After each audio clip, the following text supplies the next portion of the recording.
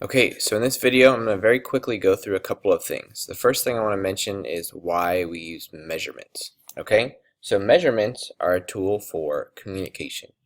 So in the past, when we were taking measurements, um, before we had the metric system, the units for measurement would just be kind of based on whoever was in charge. So there would be like a king or something, and maybe like the inch would be a digit on their finger, and the foot would be the length of their foot, and the yard would be like an arm span. And the reason they did this was so that they had a way to communicate lengths and amounts of something. Because when you want to start an economy and have a culture where not everybody is collecting their own food, then you have to have a way of communicating amounts. And that's where measurements started. So probably about as soon as we began to domesticate animals and have an agrarian society where we had agriculture, stuff like that, that's when we started with measurements. So they're essential for communication, and now the most efficient way for using measurements is the metric system. Now the imperial system is what we still use here in the United States. It's pretty inefficient. But one reason it still hangs around, well, two reasons. The first is that it's convenient because we're used to it. But I think another reason it kind of still hangs on is from the perspective of design. So as an engineer, the metric system, very simple, and that's what we like to use. But I think designers still like to use the imperial system because of the fact that it's so, the imperial system, because those measurements are very convenient for talking about human connected distances. Okay, but so we're going to talk about some metric conversions now, and we'll look at this metric staircase, and you probably are familiar with this hopefully, but so this will just be a quick review. And the way we use this is we look at the prefixes for the metric system. And so if we had 45 millimeters and we wanted to know how many meters that was, that's the base unit right here. So that means we're going from milli all the way to the base units. That means we're going 1, 2, 3 steps up this little staircase, which means to convert upward, we've got to divide by 10, 1, 2, 3 times. So it'd be 45 divided by 10 to the third. We basically take its decimal point and move it 3 spots. So 1, 2, 3, or 0.045. So 45 millimeters would be equal to 0.045 meters. Okay, 45 millimeters is about the length of maybe like your small finger, or 0.045 meters. Okay, let's do one more. Let's say you have something that has a mass of 50 kilograms and we want to know how many grams it is. Well, we start at the top.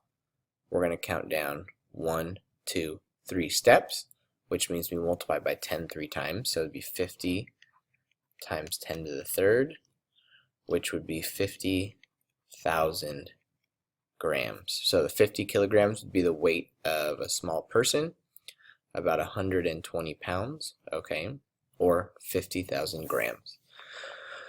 Okay, so this is the metric system, metric conversions. If you want, you can copy this into your notebook and use it as a reference to practice it. The next thing I want to mention has to do with how we communicate numbers. So the topic right here is going to be called significant figures. So significant figures are a tool that we use to communicate precision. And so what I mean is this: when we measure something, the number that we write down communicates information. So if you measure the length of something using a meter stick and you measure it to be about 50 centimeters, you can say that it's 50 centimeters, or you could say maybe it's like 50.0235 centimeters. Okay, now these numbers represent the same amount. Okay, this number is very similar to that one, only slightly bigger, but this communicates something else. This number here communicates that you have much more precision in your measurement. So if this was your meter stick here, and this is like the 49 centimeter mark, and this is the 50 centimeter mark, okay, if this was your meter stick here, you just had these marks here, then this would probably be your measurement. You could even estimate in between, so maybe like 50.0, but you couldn't go any further than that because you can't get any more precision with this meter stick. But if you were to add another set of lines here, so you have like 10 lines in between, then you could go another level of precision. So you could say 50.02. And then if you were to add another 10 lines in between each of those, you could go another step to get the 3. And then you'd have even another set of lines there to get the 5. Okay, so you would basically have to have 1,000 lines between 50 and 51 to have this kind of precision. Okay, and so in this class, significant figures is not something I'm going to be holding you accountable for. However, I want you to be aware that when you do write a number like this, you're communicating the level of precision you're using. And so in general, when you have a number with a big string of decimals, it's important to round it to an appropriate place to indicate which kind of precision you have. The second thing is, when we're writing numbers, we communicate that precision using zeros too. So the number 50 has an ambiguous amount of significant figures because we don't know. Zeros don't necessarily count as significant figures. If we wanted to make this, if we wanted to show there was 3 figures, it would be like this. 50 though could either be one significant figure, 5 times 10 to the second, or 2, sorry, times 10 to the first, 5.0 times 10 to the second. And so sometimes when you're looking in a book, and this is the only reason I'm saying this, sometimes if you're looking for an answer in a textbook, you might see 50 written like this or like this, and the reason they're doing that is they're communicating the level of precision of the answer. So if their answer is just rounded to the nearest 10, it would be this. If it's rounded to the nearest ones place, it would be this. Okay, so that's significant figures. Finally, the last thing I want to discuss is scientific notation, which is a tool for abbreviating numbers. And so before we do that, I'm going to talk to you about the sun, and then we'll kind of go into scientific notation from there. So the mass of the sun is this. So it is 1,990,000,000,000,000,000,000.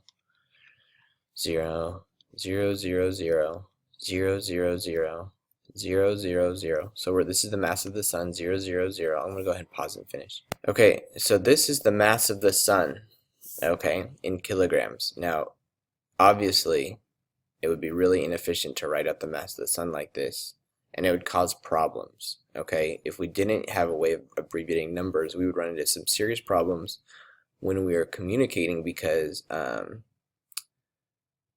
leaving off a 0 here, if we were to leave off a 0 at the end, that would be significant. That would cause us problems. So we actually write the mass of the sun in scientific notation. If we count, there's 3, 6, 9, 12, 15, 18, 21, 24, 27, 30 place values after the 1. And so we write it as times 10 to the 30th. So we take the decimal, we move it all the way after the first digit, and count how many times we had to move. And so this is the mass of the sun. If that was a 29 instead of a 30, then in a calculation, it would cause big problems. Okay, so here's the mass of the moon, and this is an example where it might cause some big problems. So this is 7.34 times 10 to the 22nd kilograms. The issue here is, like, when we were sending people to the moon, if they were only writing out numbers like this and not using scientific notation, and they put an extra 0 or took one off, then it would throw off all their calculations about the about just the approach to the moon, landing on the moon, everything like that, and we would have lost astronauts.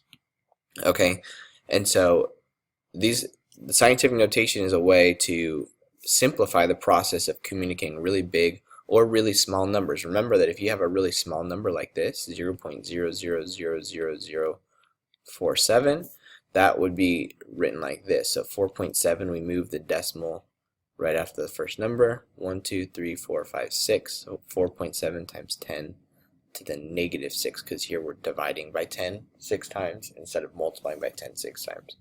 Okay, and so here's just some basic number stuff, and we'll go ahead and apply it in class tomorrow.